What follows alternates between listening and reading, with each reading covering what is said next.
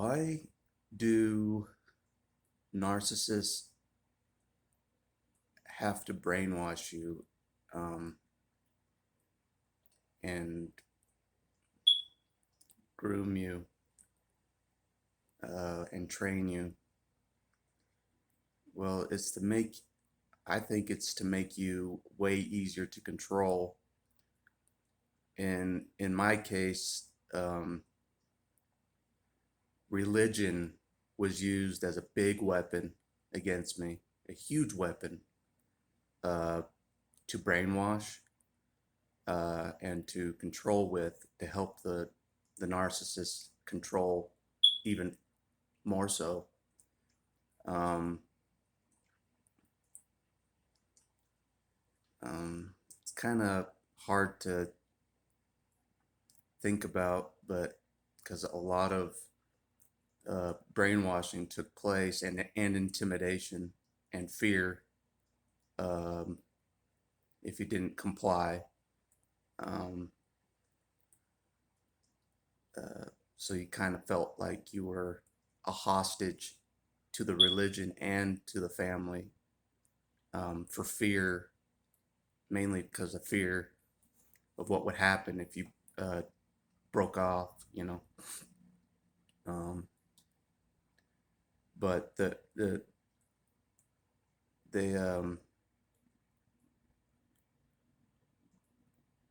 yeah, they definitely use religion as an extra weapon, a big weapon. Um, the repetition, you know, it's all about the repetition. Um, Even the repetition is still in my head, and I haven't gone to church in like 4 years, and the repetition is still in my head, the pattern, you know. Um, so just like what we do on this day, what we do on that day, what we do on this holiday, what we do on this holiday, there's always something to control you, to gather with. Oh, on this day we're supposed to gather here. Um, and you notice that they always like to gather, and I didn't really know why, but it it helps them with their image, their false image. Uh, that's what I've learned is that's why they're always around people, is to support their false image and give them supply. It's not about nurturing themselves spiritually. It's about something else. You know, the sustaining the false image, because that image is everything. Literally, it's everything to them. Um, but yeah, just like when I look back, it's just like the brainwashing was a real big thing. It was a real big thing in the uh, narcissist toolkit, the brainwashing, psychological, um, systematic, repetition, reward, punishment system, train you like a dog kind of a thing, train you like a slave uh, to comply with this or that. And it's a lot like that test they did for a dog, how they shock the dog if they did something good, and then they shock the dog if they did something bad, you know, and until the dog just gave up, because either choice the dog made, it was wrong, and so he just quit trying. And that's kind of what happened in my case. I just kind of quit trying because I was like, I can't win here. I can't win here in this situation. I was born into. I can't win. And even if I try to get away, they'll probably try to kill me. you know. And it'd be even hard. It's be hard to live in the outside world, outside of the brainwashing, cult. But Um, it is hard to live outside of it. It's hard to adapt. I admit that. Um, but I think I'm doing all right. Um, but yeah, brainwashing is a big thing in their arsenal, um, especially towards children, um, which is the easiest to brainwash, from a young age, that, and they know that they know how easy it is to brainwash children. Um, and so that brainwashing lasts into their adult years. Um, but yeah, just just something that's been on my mind past couple days of like how much brainwashing took place. A lot, a lot did. A lot of brainwashing took place uh, to get you in their false reality. It's a false reality. It's an Alice in Wonderland. It's a Disneyland. It's not real, but it's a good illusion. It's a good hypnotism. It's a good mesmerizing uh, thing, that they do. But in the end, it's just smoke and mirrors in the end. So, and you're just left with like, what the hell just happened? What the hell was that? Looking from the outside in.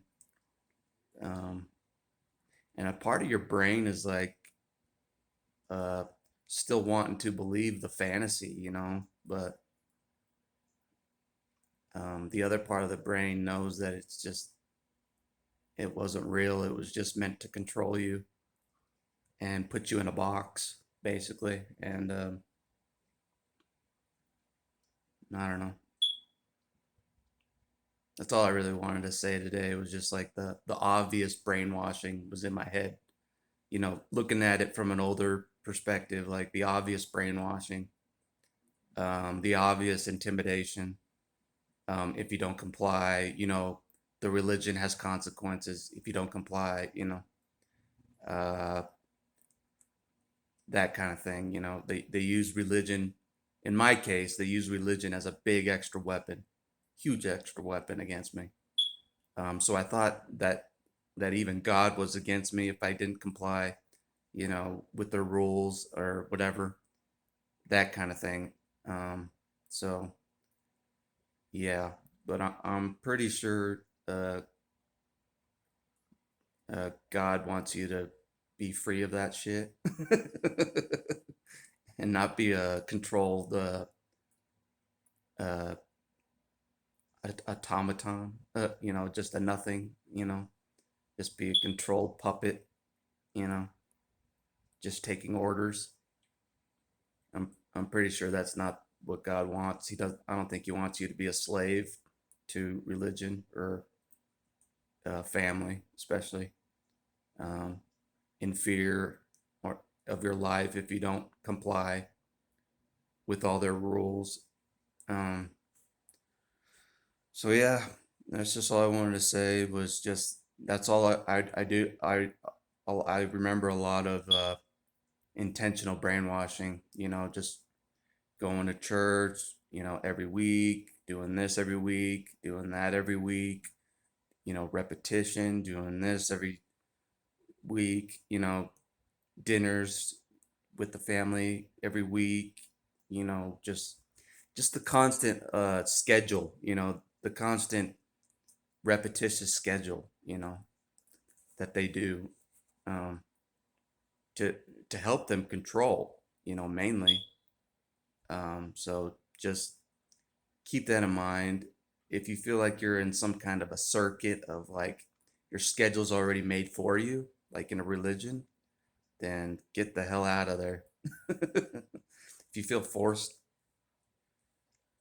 to do things, just out of guilt and stuff, just get the hell out of there. So, all right, that's just my 2 cents, and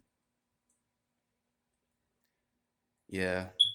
So hope you guys are doing good out there, and hope your healing's going good. So I know it's not easy to heal. Um, it's not an easy road at all. Uh, but you know, what else is there? You know, besides uh, abuse. You know, what else is there beside? You know what I'm saying? Like, there's got to be more to life than just being a slave to some people. Or being controlled. So that's what I think. You know, even if it takes a while to find it. So all right, see ya.